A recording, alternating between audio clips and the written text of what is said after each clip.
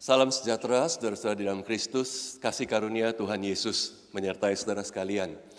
Saya sungguh bersyukur pagi hari ini boleh datang untuk pertama kalinya untuk melayani di GKI Anugerah Bandung. Hari ini saya datang dalam rangka sebenarnya Minggu STT Amanat Agung.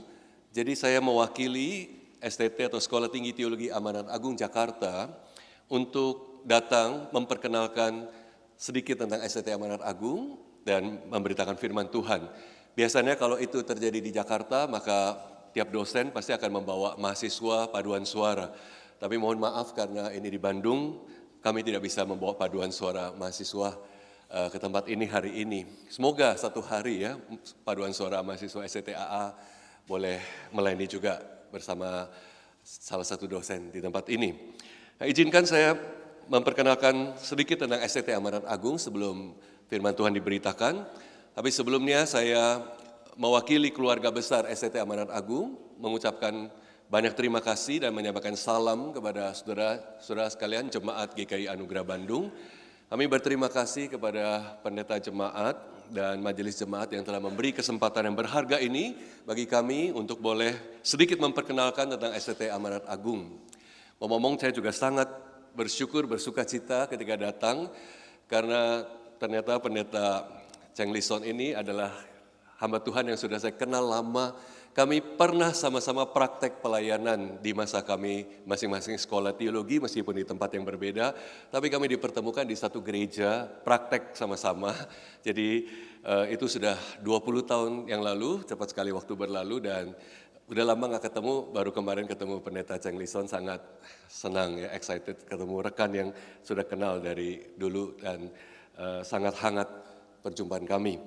Nah, baik saudara, STT Amanat Agung ada di kampus Kedoya, Jalan Kedoya, Jakarta Barat di Jakarta, dan hari tahun ini kita bersyukur STT Amanat Agung telah mencapai usia 28 tahun. Ya, jadi baru nggak lama, 2 September yang lalu berulang tahun yang ke-28. Dan STT ini didirikan oleh Sinode Gereja Kristus Yesus atau GKY. Dulu waktu itu namanya masih GKJMB ya, atau Koi Tang. Setelah kemudian 2003 baru ganti nama menjadi GKY. Nah, kami bersyukur bahwa meskipun ini didirikan di bawah Sinode GKY, tetapi STT Amanat Agung bersifat interdenominasi, artinya kami menerima mahasiswa dari semua denominasi Kristen, Protestan, dan kami juga mengutus mahasiswa untuk kemudian melayani di berbagai gereja dari berbagai denominasi. Dan kami bersyukur sampai saat ini sudah ada beberapa ratus alumni yang Tuhan proses Tuhan bentuk di STTAA dan kemudian melayani baik di Jakarta maupun di kota-kota lainnya di Indonesia sampai ke pelosok di Papua, bahkan sampai beberapa tempat di luar negeri ada alumni STT Amanat Agung yang sudah melayani. Bersyukur juga salah satunya pendeta Roni adalah alumni dari salah satu program di STT Amanat Agung juga. Kami ada 3 program studi saat ini, yaitu Sarjana Teologi, Magister Teologi, dan Magister Ministry. Dan yang ketiga ini menarik sekali untuk Bapak Ibu yang bukan ada panggilan hamba Tuhan, tapi seorang lay leader, seorang yang non-rohaniwan tapi ingin belajar teologi, ingin melayani lebih efektif, baik di marketplace maupun di gereja, sudah bisa mengambil program MMin ini ya, Magister Ministry. Juga ada program sertifikat teologi yang jauh lebih ringkas, 1 tahun selesai, tapi memang itu non-gelar ya, hanya sertifikat teologi. Nah, kalau saudara ingin mendapat keterangan yang lebih jelas, saudara bisa melihat berbagai brosur yang sudah kami bawa dan titipkan di gereja ini. Saudara bisa minta nanti kepada pihak gereja, atau juga melihatnya melalui website STT Amanat Agung ataupun beberapa medsos kami antara lain Instagram dan Facebook STT Amanat Agung. Demikianlah, semoga ini boleh membuat saudara lebih mengenal STT Amanat Agung, dan mungkin saudara berpikir juga untuk bisa mengambil studi di STT Amanat Agung. Nah, saudara, saya mohon izin untuk memutarkan satu video singkat tentang STT Amanat Agung sebelum firman Tuhan diberitakan. Boleh silakan diputarkan videonya. Terima kasih. Kami bukan siapa-siapa. Kami cuma remaja biasa dengan luka, kegagalan, dan pergumulan kami sendiri. Tapi siapa sangka, Tuhan justru panggil anak-anak muda seperti kami untuk jadi pelayannya, full time. Tuhan selamatkan kami karena kasih-Nya, dan lebih dari itu, Dia kasih kami kesempatan buat melayani umat-Nya. Ini benar-benar panggilan yang gak layak kami terima. Undeserved gift from God. Tapi kami jawab, ya. Bukan karena kami merasa mampu, bukan karena kami merasa hebat, bukan juga karena kami ngerasa pantas dipakai Tuhan. Kami bilang ya, karena kami mau dipakai Tuhan. Kami percaya Tuhan akan menyertai. Kami yakin Tuhan sendiri yang akan mempersiapkan kami. Dan di tengah perjalanan ini, Tuhan tuntun kami ke satu tempat pembentukan. Our new family, our new home. STT Amanat Agung. Di sini kami belajar menghidupi 4 nilai utama. Skriptura. Kami diajar untuk berpegang teguh pada Alkitab. Belajar firman Tuhan dari Kejadian sampai Wahyu. Bukan cuma ngerti, tapi juga menghidupinya. Siensia. Kami belajar berpikir. Bukan cuma secara teologis, tapi juga kritis, logis, dan relevan dengan dunia hari ini. Sanktitas. Kami gak cuma dibentuk jadi pintar, tapi juga jadi pribadi yang hidup kudus. Hidup yang mencerminkan kasih dan kebenaran Tuhan. Servitas. Kami dilatih untuk melayani, mulai dari hal kecil kayak nyambut tamu, sampai berkhotbah di berbagai tempat di kota maupun pedalaman. Kami nggak sendiri. Para dosen, staf, dan teman-teman di STT ini jadi keluarga yang saling dukung supaya lewat hidup dan pelayanan kami, Tuhan dipermuliakan. Teman-teman, kalau Tuhan juga memanggilmu, jangan tunda. Jawab ya, ini aku Tuhan. Datanglah, mari dibentuk dan bertumbuh di STT Amanat Agung. Persiapkanlah dirimu untuk Tuhan utus melayani di ladangnya.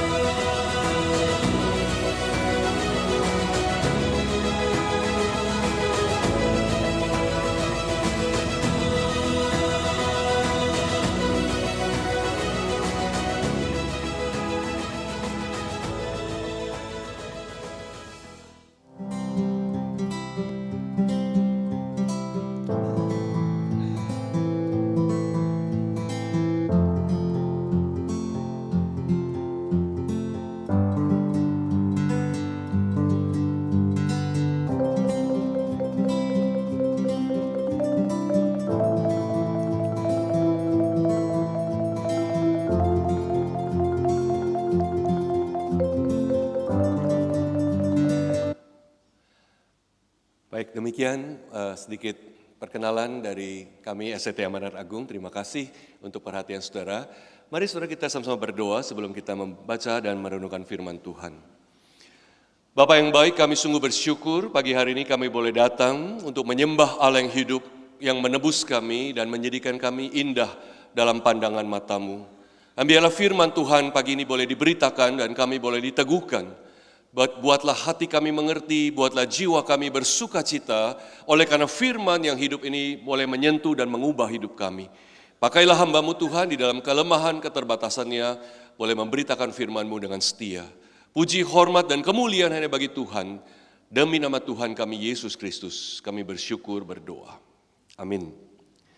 Surat tema yang diberikan oleh gereja hari ini adalah diciptakan dengan dahsyat dan ajaib. Dan itu atau frase yang berasal dari Mazmur 139. Mari kita melihat bersama dalam Alkitab kita, Mazmur 139 ayat yang ke-13 sampai 18. Mazmur 139, kita melihat ayat yang ke-13 sampai ke-18. Satu Mazmur dari Daud. Mazmur 139, saya akan membacakan dari ayat 13 sampai 18. Demikian firman Tuhan. Sesungguhnya engkaulah yang membentuk buah pinggangku, menenun aku dalam kandungan ibuku.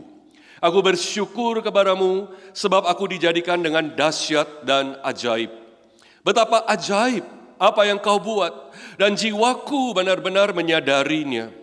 Tulang-tulangku tidak terlindung dari pandanganmu ketika aku dijadikan di tempat yang tersembunyi, ditenun di bagian-bagian bumi yang paling bawah. Matamu melihat aku selagi aku belum berbentuk. Dalam kitabmu semua sudah tertulis, hari-hari yang sudah dibentuk sebelum ada satu hari pun. Betapa sulitnya bagiku pikiranmu ya Allah, betapa besar jumlahnya. Jika aku mau menghitungnya, itu lebih banyak daripada pasir. Ketika aku berhenti, ternyata aku masih bersama Engkau. Demikian pembacaan firman Tuhan yang menjadi dasar perenungan kita hari ini. Saudara, para filsuf segala zaman telah menggumuli satu pertanyaan filosofis yang sangat penting, yaitu apa? Siapakah aku? Who am I? Siapakah aku? Ini adalah sebuah pertanyaan yang mendasar yang menolong manusia untuk mengerti apa artinya menjadi manusia. Dengan kata lain, pertanyaan siapakah aku, jikalau kita bisa menemukan jawabannya, itu akan menolong kita menghidupi hidup kita sebagai manusia dengan bermakna. Sokrates sendiri seorang filsuf, bahkan terkenal dengan perkataannya, kenalilah dirimu, know thyself. Karena menurut Sokrates, mengenal diri itu adalah sebuah kunci kepada kehidupan. Dan ini adalah satu pertanyaan yang sangat signifikan, penting dalam hidup setiap manusia untuk mencari jawabannya, siapakah aku?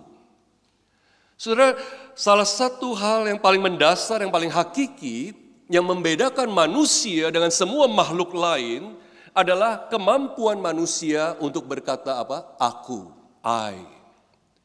Tidak ada satupun makhluk atau bahkan makhluk hidup manapun juga yang bisa mempunyai konsep aku kecuali manusia, dan ini satu-satunya satu keistimewaan manusia. Karena manusia sadar di dalam dirinya sebenarnya ada satu identitas pribadi. Dan ini identitas pribadi yang bukan sekedar namaku, bukan sekedar tempat dan tanggal lahirku, dan bukan sekedar nomor KTP-ku. Ini adalah satu identitas pribadi yang terlepas dari suku, yang terlepas dari budaya, gelarku, genderku, yang terlepas dari pekerjaan, karakter, atau apapun yang biasanya mencirikan aku. Setiap kita punya satu identitas yang paling mendasar. Identitas yang sangat hakiki, yang hanya mungkin ditemukan di dalam satu kebenaran, yaitu apa? Bahwa kita dikenal oleh Allah, known by God. Hanya kalau kita mengerti bahwa identitas yang sejati adalah saya dikenal oleh Allah, known by God, maka di situ kita menemukan aku yang seutuhnya. Aku yang paling basic, yang paling hakiki, sebagaimana aku dikenal oleh Allah dan bukan dikenal atau dilihat oleh manusia manapun. Yang bukan tercantum dalam akte lahirku, KTP-ku, dan semua identitasku. Aku adalah aku yang sejati, yaitu aku yang dikenal oleh Allah sebagaimana Dia menciptakan aku. Dan di dalam Alkitab, saudara, tidak ada satu bagian pun yang melukiskan hal ini, pengenalan Allah kepada kita dengan lebih indah dan lengkap seperti yang kita bisa temukan dalam Mazmur 139, yang antara lain baru kita baca tadi. Mazmur ini adalah Mazmur paparan Daud yang begitu mendalam tentang betapa hebatnya, sempurnanya, komprehensifnya Allah mengenal Daud secara pribadi. Bukan hanya identitas yang di luar, tapi yang hakiki Daud sebagaimana Allah menciptakan dia.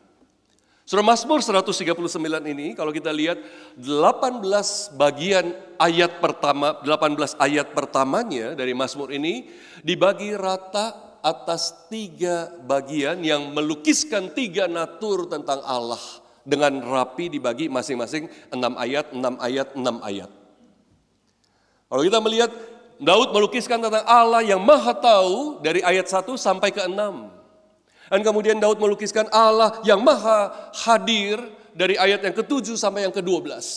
Dan kemudian yang kita baca tadi bagian ketiga, Allah yang maha pencipta dari ayat 13 sampai ke 18. Nah, Mazmur ini begitu personal buat Daud, bukan hanya sebuah pengetahuan atau pengakuan kredo teologi yang jauh antara dia dengan Allah, tidak. Tapi ini adalah Mazmur yang begitu personal bagi Daud, yang begitu menyentuh dirinya, berkaitan dengan dirinya. Karena apa? Karena ketika Daud melukiskan ketidakterbatasan Allah, kemahaan Allah itu, Daud selalu mengaitkan itu, merelasikan itu dengan hidupnya, dengan dirinya. Bagi Daud, pengetahuan tentang Allah, apa yang hebat tentang Allah itu bukan sesuatu di tataran kognitif, di tataran pengetahuan intelek saja, tetapi adalah sesuatu yang berkaitan dengan dia secara pribadi. Dan ini adalah satu mazmur yang begitu indah karena ini personal. Saudara lihat kalau ketika berbicara tentang kemahatauan Allah misalnya di bagian pertama mazmur ini.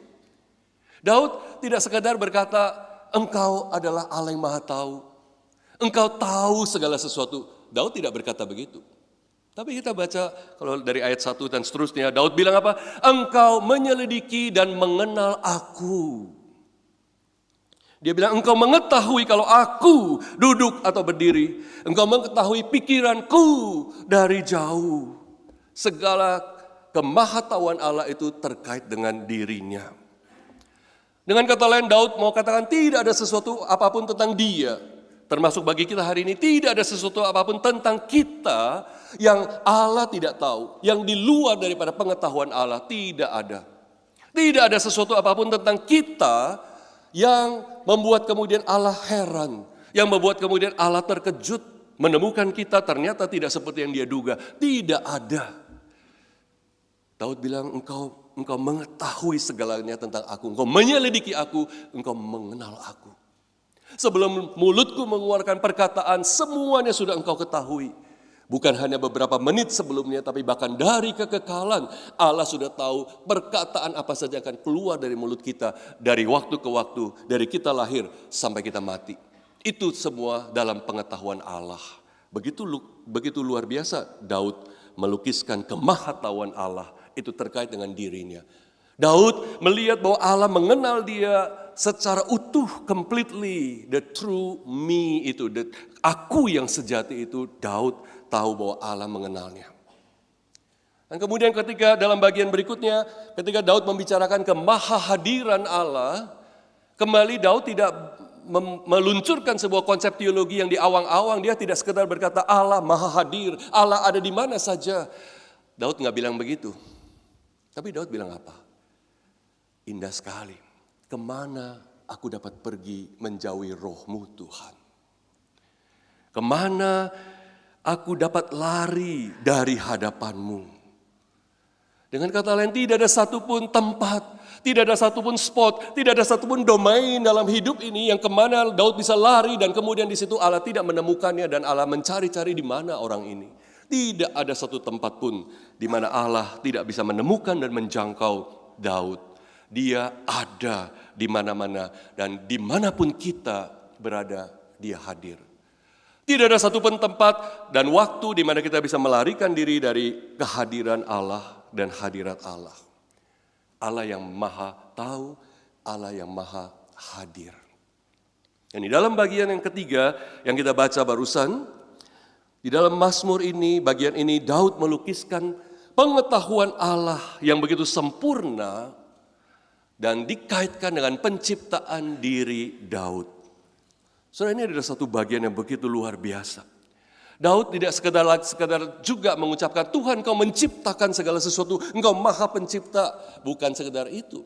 Tapi lihat apa yang Daud bilang di ayat 13.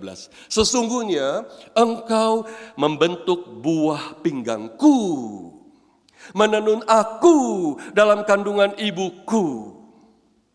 Begitu personal. Sudah engkau membentuk buah pinggangku, kata Daud. Kalau dalam bahasa aslinya, engkau membentuk ginjalku. Saudara, ginjal bukan sekedar ginjal organ yang memang kita tahu ada dalam tubuh kita. Tapi ginjal atau buah pinggang di sini adalah artinya satu bagian yang terdalam dari manusia. NIV menerjemahkannya my inmost being. Yang terdalam di dalam diri seseorang yang paling hakiki, yang bahkan orang lain tidak tahu. Tapi itu Tuhan ciptakan, yang bahkan mungkin kita sendiri seringkali tidak menyadari itu ada di dalam diri kita. Dan merupakan bagian dari trace hidup kita, melampaui DNA kita. Tuhan tahu itu, Engkau menciptakannya. Dan saudara, Daud ingin mengatakan bahwa Allah yang menciptakan dirinya dengan begitu teliti keseluruhan bagian dirinya. Bukan hanya beberapa bagian atau bagian-bagian tertentu dalam hidup Daud. Bukan hanya fisiknya atau bahkan bagian tertentu dari fisiknya. Bukan hanya psikisnya, tetapi secara keseluruhan, komprehensif Daud sebagaimana adanya itu Tuhan yang menciptakannya, membentuknya. Dan di sini saudara, kita menemukan satu kebenaran yang sangat penting. Apa itu? Saya ada di dalam dunia ini bukan secara kebetulan. Not by accident. Tidak ada satupun di antara kita yang ada dan lahir ke dunia ini secara kebetulan. Atau bahkan kecelakaan. Tidak ada. Kita ada di dalam dunia, saya hadir dalam dunia itu by design. Sengaja, intensional diciptakan oleh Allah. Diciptakan untuk hadir, ada dalam dunia ini. Dan setiap kita itu adalah seperti itu. Saudara, izinkan saya kalau memakai bahasa yang lebih gamblang, izinkan saya, tidak ada satupun di antara kita yang lahir dan ada di dunia ini hanya sekadar karena hasil dari persetubuhan. Bukan itu yang terjadi. Karena apa saudara? Karena ada jutaan hubungan antara laki-laki dan perempuan yang tidak berakhir kepada kehamilan. Benar kan? Tapi ketika kehamilan itu terjadi, ketika ada embrio itu mulai terbentuk dalam rahim seorang ibu, kita mengakui dan kita percaya it is an act of God. Itu adalah tindakan Allah. Allah yang secara intensional melakukannya itu. Dari kekekalan bahkan Allah sudah menetapkan bahwa dia akan melakukan hal ini, menciptakan setiap manusia dan tidak pernah ada kesalahan di dalam rencana Allah itu. Saudara dan saya hadir dalam dunia ini bukan karena kesalahan, bukan karena kebetulan, bukan karena kecelakaan, tapi by design Allah membawa saudara dan saya hadir dalam dunia ini. Jadi saya adalah hasil dari pikiran Allah, the mind of God. Bayangkan kita begitu berharga. Saudara dan saya adalah hasil buatan dari apa yang Allah sudah pikirkan, dari kekekalan dia sudah memikirkan dan pada waktunya kita muncul dalam dunia ini. Kita melihat begitu banyak kata-kata yang dipakai oleh Daud seolah-olah nggak cukup untuk melukiskan bagaimana Allah menghadirkan kita itu dengan rencananya, bukan kebetulan. Dia bilang engkau menciptakan segala, dia tidak bilang engkau menciptakan segala sesuatu. Tapi apa? Engkau membuat aku. Engkau membentuk aku. Engkau menenun, merajut aku. Engkau mendesain aku. Engkau menjadikan aku. Begitu intensional. Maka saudara kita melihat Allah itu dari sejak semulanya terlibat dalam asal kita, origin kita, bagaimana kita terbentuk. Itu adalah sebuah proses yang begitu rumit dan begitu ajaib. Dan itu terjadi di dalam kerahasiaan yang mutlak. Tetapi bahkan itu pun tidak tersembunyi dari pandangan Allah, dari apa yang Allah lihat dari kekekalan. Kalau kita lihat di ayat 15 dan 16, Daud bilang, tulang-tulangku tidak terlindung dari pandanganmu ketika aku dijadikan di tempat yang tersembunyi, ditenun di bagian-bagian bumi yang paling bawah. Matamu melihat selagi aku belum berbentuk. Seperti sebuah mesin MRI, seperti sebuah ultrasound USG, Allah melihat bahkan sebelum itu ada. Jauh sebelum manusia menemukan mesin MRI dan USG, ultrasound, Allah telah melihat kita seperti itu. Dan betapa ajaibnya penciptaan manusia ini. Betapa penuh rahasia, penuh kerumitan. Dan bahkan itu tidak tersembunyi dari Allah karena memang dialah sang perancangnya. Maka saudara, sampai di bagian ini kita baru mulai melihat, tidak heran kalau dari awal Mazmur ini, dari ayat 1, Daud sudah begitu jelas mempunyai kepercayaan, iman bahwa Allah mengenal dia begitu detailnya. Karena apa? Karena ternyata Allah yang menciptakan dia, Allah yang membentuk dia, Allah yang menjadikan dia, Allah yang mendesain, menenun dia dalam rahim ibunya. Bagaimana tidak Allah mengenal Daud dengan begitu intim, dengan begitu personal. Saudara, Allah mengenal kita begitu dalamnya, begitu komprehensifnya, menyeluruh, karena dialah yang merancang kita, dia membuat kita. Bukan hanya tubuh kita juga, tapi jiwa kita, emosi kita, pikiran kita, semuanya, perasaan kita. Dan saya ingin ingatkan satu kebenaran begitu berharga. Saudara, setiap saudara adalah desain Allah yang unik dan khusus, yang tiada duanya.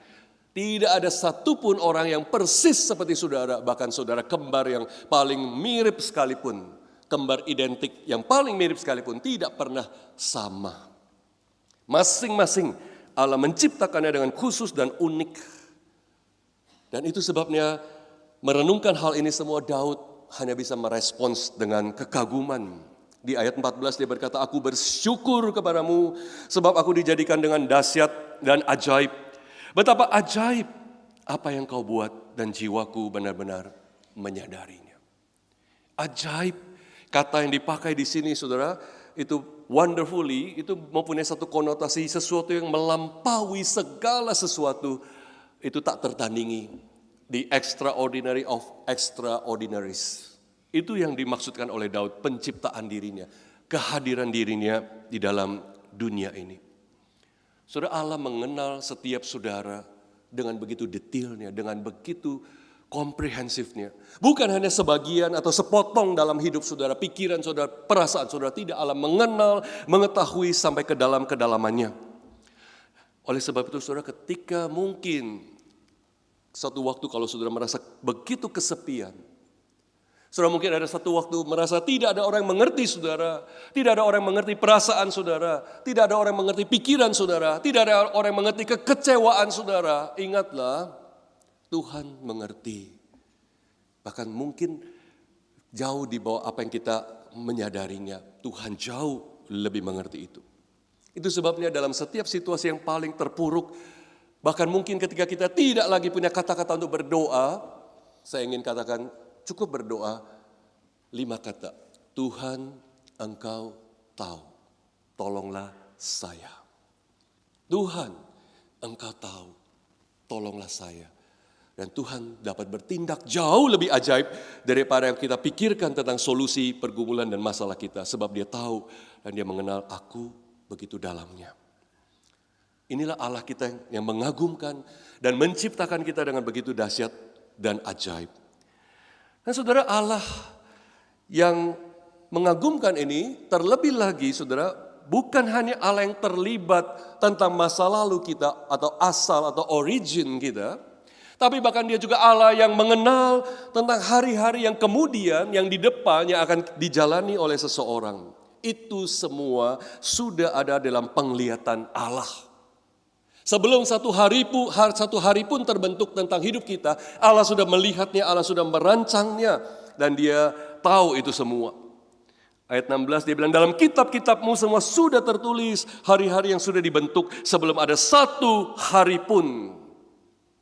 Allah yang sejak awal mengetahui pembentukan kita dan dia terlibat dalam desain kita secara intensional, dia juga tahu hari-hari kita kelak. Dia tahu berapa panjang hidup kita, berapa lama hidup kita. Dia tahu segala titik yang tertinggi dan terendah dalam hidup kita. Dia tahu hari yang terindah dan hari yang terkelam dalam hidup kita. Dia tahu apapun yang akan kita jalani. Tidak ada yang tersembunyi. Bahkan sebelum satu hari pun tentang kita itu ada. Dia sudah melihat semuanya itu. Betapa Allah kita adalah Allah yang ajaib. Dia mengenal kita secara intim dan secara personal. Masing-masing pribadi dia tahu. Itu sebabnya saudara, identitas kita yang paling hakiki itu, yang paling mendasar itu adalah apa? Known by God, dikenal oleh Allah. Identitas yang bukan kita dapatkan dari dunia ini, identitas yang bukan kita dapatkan dari orang tua kita, atau segala pemberian masyarakat tentang siapa kita, bukan itu. Identitas kita yang paling mendasar adalah saya sebagaimana saya dikenal oleh Allah. Dan firman Tuhan mengingatkan bahwa Allah mengenal saya, Allah melihat saya sebagai seseorang yang diciptakan dengan dahsyat dan ajaib. Dan Allah berdaulat penuh atas hidup saya, bahkan sebelum ada satu hari pun tentang saya itu jadi. Sebelum mama saya tahu saya ada dalam rahimnya, Allah sudah melihat terpampang di hadapannya semuanya dengan jelas. Allah tahu tentang saya from womb to tomb, dari rahim sampai kuburan and beyond, dan melampaui itu semua. Allah tahu semua tentang saya. Itulah identitas S-A-Y-A, saya yang sejati, aku yang paling hakiki adalah ketika Allah mengenal saya. Dan ini adalah sebuah kontras kepada diktum dari seorang filsuf Prancis yang terkenal, René Descartes. Kita tahu sekali dia terkenal dengan perkataannya, I think, therefore I am, kata René Descartes. Saya berpikir, maka saya ada. Tapi Alkitab hari ini memberitahukan kepada kita, I am known, therefore I am. Saya dikenal, maka aku ada. Saya dikenal oleh Allah, maka itulah saya yang sejati. Maka saudara, Allah mendesain hidup kita, Allah merancang hidup kita dengan intensional dan dengan satu rencana yang agung. Bukan hanya Allah merancang keberadaan kita, eksistensi kita di dalam dunia ini dengan sengaja, dengan intensional, by design, tetapi Allah juga merancang tujuannya. Kita bukan produk massal yang Allah ciptakan dan kemudian baru pikirkan, mau saya apain orang ini? Tidak ada cara begitu dalam cara pikir Allah. Allah tidak pernah menciptakan kita dan kemudian baru berpikir untuk orang ini aku tetapkan ini dan untuk orang itu aku tetapkan itu. Tidak. Ketika Allah merancang kita, dia bukan hanya merancang keberadaan kita, kehadiran kita dalam dunia, tapi juga tujuan kita dalam hidup ini. Saudara, kalau secara fisik kita ada dalam dunia, itu bukan secara kebetulan, maka Allah juga pasti punya tujuannya bagi kita masing-masing. Allah mendesain kita secara individual dengan tujuan kita masing-masing. Saudara, saya selalu mengingat hal yang penting ini. Dan itu menjadi bagian dari doa pribadi saya. Sering saya berdoa, Tuhan kau punya rencana yang ajaib di dalam dan melalui diri saya untuk kemuliaan Tuhan. Dan setiap hari saya berdoa, mohon anugerah Tuhan, mohon pertolongan Tuhan supaya engkau menggenapkan rancanganmu, rencanamu dalam hidup saya untuk kemuliaan-Mu. Itu doa saya senantiasa.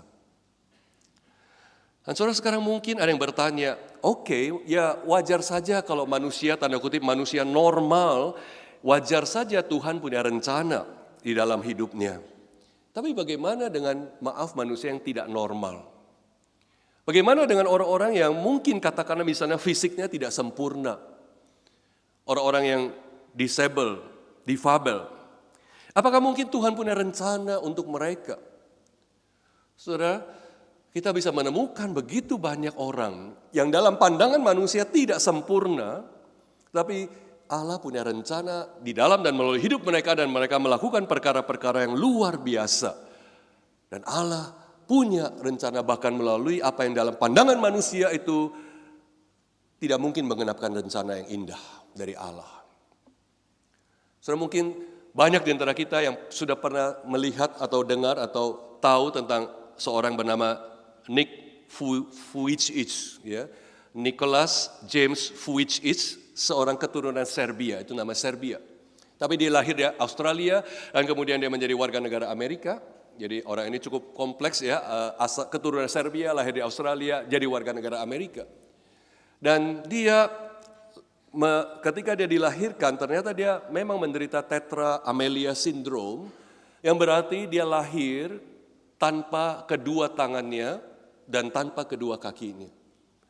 Jadi Nick Vujicic ini cuma punya tubuh, kepala dan tubuh. Nggak punya dua tangan, nggak punya dua kaki. Saudara bayangkan, mohon maaf ya, dia mungkin seperti manekin ya di toko baju yang lagi dicopot. Yang cuma punya badan, dikasih pakai baju dan mungkin kepala. Saudara inilah Nick Vujicic, namanya nama Serbia. Dan saudara tahu dia adalah anak dari seorang pastor, pendeta. Ketika dia lahir, ketika bapaknya belum tahu tentang anaknya ini, mamanya tahu lebih dulu. Mamanya gendong dia dibungkus selimut, papanya ngintip, kayaknya nggak punya tangan kanan nih anaknya.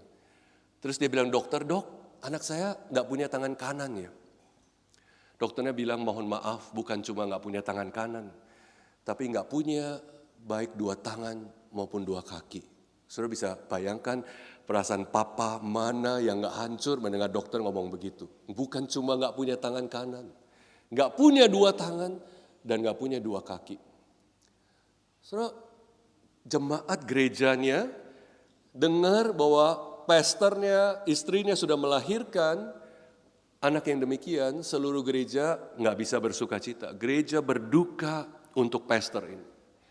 Gereja bertanya kenapa seorang pendeta, seorang hamba Tuhan yang begitu setia, yang begitu aktif melayani Tuhan, kemudian ketika dia punya anak, anaknya menderita seperti itu. Dan saudara, Nick tumbuh juga dengan sulit sekali menerima kenyataannya, keberadaannya. Dia mulai jadi anak-anak yang melihat bahwa orang lain semua sempurna, punya dua tangan, punya dua kaki, dan dia semuanya bergantung kepada orang tuanya karena dia nggak punya dua tangan, nggak punya dua kaki. Segala sesuatu harus dibantu oleh orang tuanya dan dia marah kepada Tuhan. Dia berkali-kali ingin mengakhiri hidupnya. Dan bayangkan ketika dia berusia 8 tahun, baru usia 8 tahun sudah punya pikiran bunuh diri. Satu waktu dia bilang, saya ingin menghangatkan diri di bathtubnya, dan dia minta mamanya tuangkan air di bathtubnya dan dia mau merendam di situ. Tapi dia pikir dia mau menenggelamkan dirinya di sana. Mamanya sudah isi air dan mamanya taruh dia sebentar di sana dan dia pikir dia mau menenggelamkan dirinya di sana. Tapi ketika dia mau melakukannya, dia teringat kasih mama dan papa yang luar biasa meskipun dia tidak seperti anak-anak lain. Dia ingat papa mamanya pasti akan kecewa kalau dia melakukan hal itu. Dan itu mengurungkan niatnya untuk melakukan bunuh diri pada hari itu, usia 8 tahun. Tapi dia masih terus bergumul dengan kondisinya dan dia terus berteriak kepada Allah, mengapa, mengapa? Seperti hidup nggak ada tujuan, hidup nggak ada gunanya. Buat apa menurut dia waktu itu lahir dengan kondisi tanpa tangan dan tanpa kaki seperti itu. Sampai akhirnya, Nick berusia 15 tahun, ketika dia membaca Injil Yohanes 9, pasal 9. Di situ ada cerita, ketika Yesus dan murid-muridnya berjumpa dengan seorang yang buta sejak lahirnya, dan murid-muridnya bertanya, guru kenapa orang ini buta sejak lahirnya? Seperti jadikan eksperimen teologi. Dan Yesus menjawab, orang ini buta sejak lahirnya. Karena apa? Karena Allah mau menyatakan pekerjaan-pekerjaannya melalui orang ini. Allah mau melakukan pekerjaan-pekerjaannya melalui orang buta ini.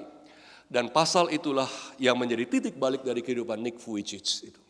Di situ dia bertobat, dia menerima Kristus dengan sungguh-sungguh dan dia menyerahkan hidupnya kepada Tuhan.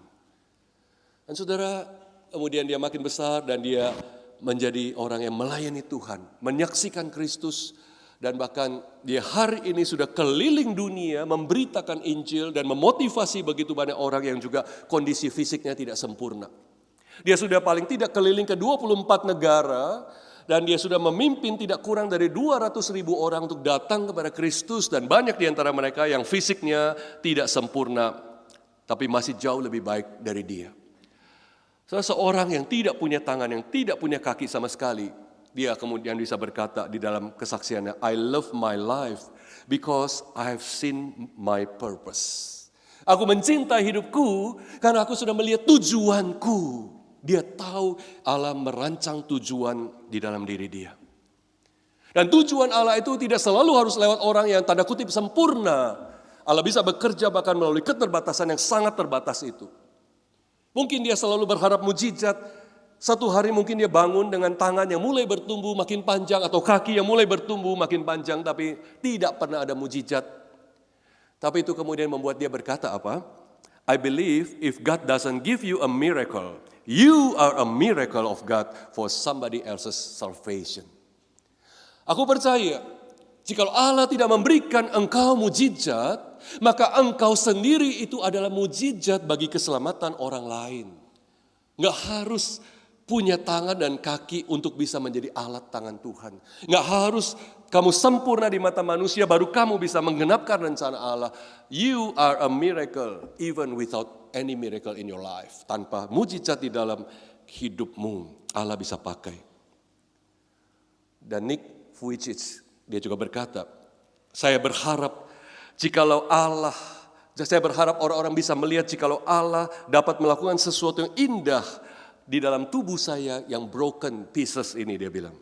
Maka Allah pasti juga punya rencana untuk setiap saudara, for each and every one of us. Dengan kata lain, Nick mau bilang, kalau Tuhan punya rencana di dalam diri dia yang gak punya tangan, gak punya kaki, masa sih Tuhan gak punya rencana di dalam hidup saudara yang lengkap, yang utuh, yang gak kurang sesuatu apapun? Allah punya rencana dan rencana yang begitu sempurna di dalam hidup saudara.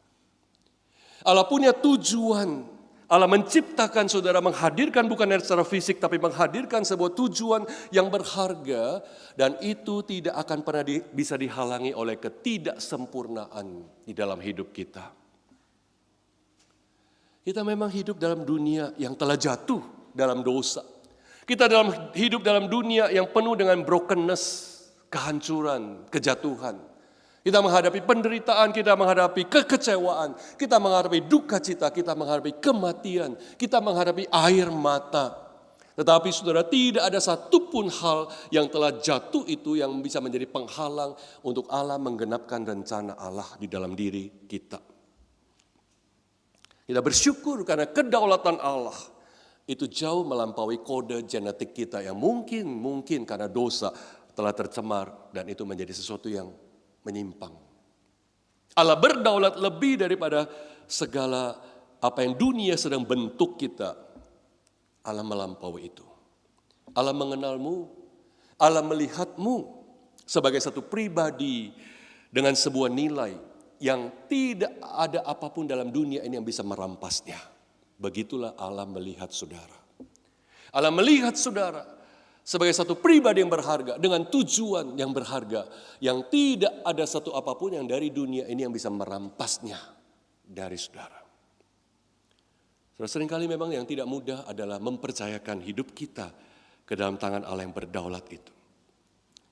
Dan saudara, kabar yang terbaik dari semuanya ini adalah bahwa Allah yang demikian ajaib itu telah menyatakan dirinya di dalam Yesus Kristus yang jelas mengenal kita dengan sempurna. Kalau kita membaca Allah mengenal kita, tapi hari ini kita bahkan bisa melihat ada satu pribadi yang menjadi manusia seutuhnya yang juga mengenal kita dengan sempurna, yaitu Kristus. Kalau kita lihat Injil Yohanes 10 ayat 14-15, di situ Yesus menyatakan dirinya sebagai gembala yang baik. Dan apa yang Yesus bilang? Yohanes 10 ayat 14, akulah gembala yang baik dan aku mengenal domba-dombaku. Dan domba-dombaku mengenal aku sama seperti Bapa mengenal aku dan aku mengenal Bapa. Saudara, Yesus mengingatkan bahwa dia mengenal setiap domba-dombanya. Tiap domba itu beda, tiap domba itu unik, tiap domba itu punya pergumulannya sendiri, punya masalahnya sendiri. Tapi Yesus mengenal setiap dombanya dengan begitu intimnya. Seperti apa Yesus bilang? Seperti dia mengenal Bapa dan Bapa mengenal dia. Pengenalan Allah Bapa kepada Allah Anak itu adalah pengenalan begitu intim yang tidak terselami oleh pikiran manusia. Dan seperti itulah Tuhan Yesus mengenal saudara dan saya. Yesus gembala yang baik, mengenal kita dengan sempurna. Tidak ada satu aspek pun dalam hidup kita yang luput dari pengenalan Kristus. Yesus tahu pikiran kita, Yesus tahu pergumulan kita, kesusahan kita, ketakutan kita, bahkan ketidakberdayaan kita. Dan dia datang sebagai gembala yang baik itu. Yesus tahu pergumulan saudara sepenuhnya. Dan saudara bisa datang kepada Sang Gembala Agung ini karena dia tahu apa yang terbaik bukan hanya untuk sekumpulan domba, tapi untuk setiap domba-dombanya. Untuk setiap domba-dombanya. Hal yang paling indah saudara dalam hidup kita adalah cara Tuhan menggembalakan kita. Itu seperti seorang gembala menggembalakan dombanya itu dengan unik, dengan berbeda. Gembala yang baik tahu setiap dombanya. Kalau mungkin mata kita melihat semuanya mirip-mirip sama aja, tapi gembala tahu setiap dombanya dan dia memperlakukan setiap dombanya menurut kebutuhannya. Dia mengajar setiap domba menurut kebutuhannya, dia menggiring setiap domba menurut kebutuhannya. Dan Kristus sedang membentuk kita, mengajar kita, menuntun kita menurut kebutuhan kita. Kalau perlu Tuhan izinkan kita ada di lembah kekelaman. Tapi di situ tongkatmu dan gadamu kata Tuhan itu beserta dengan kita. Ada orang yang Tuhan izinkan memang masuk dalam lembah kekelaman untuk belajar sesuatu yang mungkin dia gak akan belajar kalau dia tidak masuk ke lembah kekelaman itu. Dan Tuhan izinkan karena itu perlu untuk orang itu. Yesus mengenal kita sebagai setiap domba yang unik dan berharga. Dan kita bersyukur saudara dikenal oleh Allah, dikenal oleh Kristus. Itulah identitas kita yang memberi identitas sejati kita yang bertahan sampai kekekalan. Saudara diciptakan dahsyat, saudara diciptakan ajaib, saudara diciptakan dengan tujuan. Dan setiap hari mulai hari ini saudara hiduplah mengejar tujuan itu. Hiduplah mengejar apa yang Allah ingin dia wujudkan di dalam hidup kita. Karena dia tahu apa yang terbaik dan dia tahu bagaimana mewujudkannya di dalam dan melalui hidup saudara untuk kemuliaannya. Mari kita berdoa saudara. Tuhan kami bersyukur untuk firman-Mu pagi hari ini.